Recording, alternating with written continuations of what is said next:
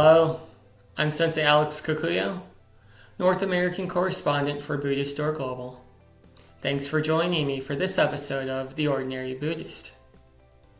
The title of today's talk is Acts of Devotion. Before we get into that, please subscribe and hit the notification bell. That way you'll be notified when we post talks in the future. If you wouldn't mind hitting the like button, that'd be great too. In Buddhism, we're taught that we suffer because we have the illusion of a separate self.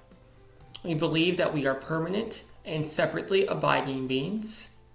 As a result, the poisons of greed, anger, and ignorance enter our minds, causing problems for ourselves and others. In order to end our suffering, according to Buddhism, we must realize that we are impermanent and interdependent beings, that our happiness and livelihood depends on that of others, and vice versa. One simple way to realize this is to practice acts of devotion.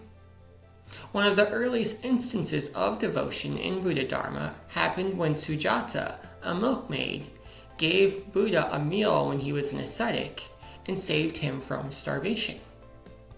The Buddha also practiced devotion when he sat down under the Bodhi tree, promising to not move until he found a way to end all suffering. The wording here is important because he wasn't looking to end only his suffering, he was looking to end the suffering of all sentient beings.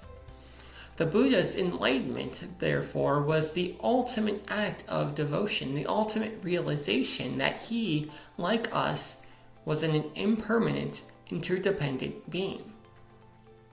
When we practice devotion in the Buddhist temple, by bowing, by chanting, by meditating, we cut through the illusion of a separate self, reminding our body, speech, and mind that we are interconnected with all living beings. When we do this, the anxiety that comes with being separate goes away. The three poisons are weakened, and we make better decisions in daily life. We can also practice devotion when we interact with people outside the Buddhist temple. Each time we call a loved one to see how they're doing, help out a spouse or family member with their chores, ask a coworker if we can help them with a project, or even do something nice or polite for a customer service representative. We are practicing devotion towards the other Buddhas that don't simply exist on our altar, but also exist in the hearts of every sentient being we meet.